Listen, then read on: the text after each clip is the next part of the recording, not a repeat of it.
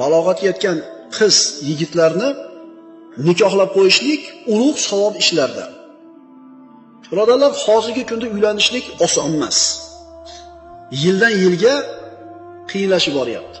Kerak emas urf-odatlar, kerak emas sarf-xarajatlar, bir so'z bilan aytganda isrof ko'payib boryapti.